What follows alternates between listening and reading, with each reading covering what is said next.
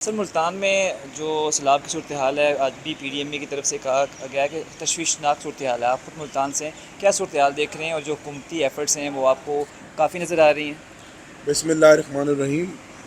کیونکہ میرا تعلق ملتان شہر سے ہے، ابھی میں پچھلا ہفتہ پورا ملتان میں سیلاب کے لوگوں کے ساتھ لگا کر آیا ہوں اور کل آیا ہوں اور اب پھر دوبارہ واپس جا رہا ہوں.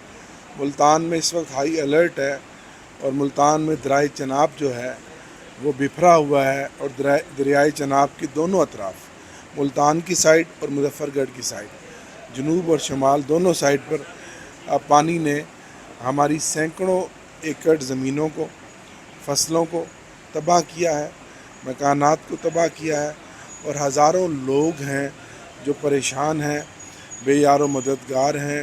کھلے آسمان تلے وہ وہاں اپنی زندگی بسر کرنے پر مجبور ہیں اور اسی طرح ان کے مال مویشی ہیں.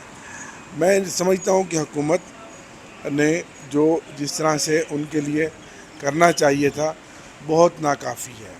لیکن میں یہاں ضرور خراج تحسین پیش کروں گا سول سوسائٹی کو، مختلف جو مخیر حضرات ہیں اور مختلف تنظیمیں، جس طرح تحریک انصاف کے کارکنان، ہر شخص آگے بڑھ رہا ہے اور یہ مشکل کی گھڑی ہے. اس میں سب کو اپنی سیاست کو بالائے طاق رکھ کر اس مشکل گھڑی میں سیلاب کے لوگ جو متاثرین ہیں ان کی ہر ممکن مدد کرنی چاہیے.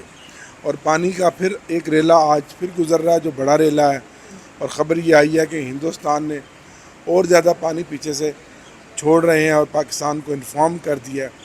تو یہ سارا پانی ملتان کے پاس آ کر اکٹھا ہو جاتا ہے راوی اور چناب سندنائی کے مقام پر، اور وہاں سے یہ آگے جا رہے ہیں. اب ضرورت اس بات کی ہے کہ آنے والے دنوں میں جہاں ایک بہت بڑا چیلنج ہوگا فوڈ سیکورٹی کا، ملک کی معیشت پہ بڑا اثر پڑے گا، اس کا مہنگائی میں اضافہ ہوگا، زراعت اور کاشتکاری پچھلے 2 سالوں سے پی ڈی ایم 2 کی حکومت میں ویسے ہی تباہ و برباد ہو گئی اور کسان پہلے ہی پریشان تھا اور مفلوق الحال تھا. ایسے میں جب آپ کی گندم کی فصل، چاول کی فصل اور مختلف اجناس جب متاثر ہوں گی تو یہ ایک اور بہت بڑا بحران پیدا ہوگا.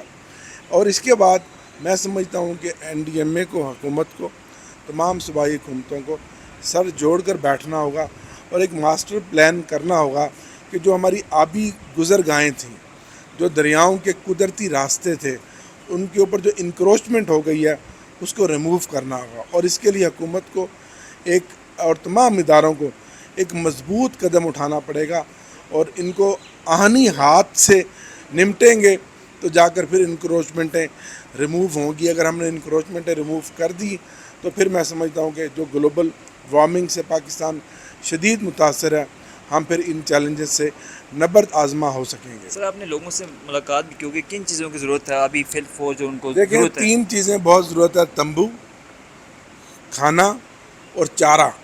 جو ان کے جانور ہوتے ہیں، مال مویشی ہوتے ہیں، وہ ان کا کل اثاثہ ہوتا ہے، وہ ایک طرح کی ان کی کمیٹی ہوتی ہے. وہ اپنی ضروریات زندگی پورا سال ان جانوروں کو پال کر پورا کرتے ہیں.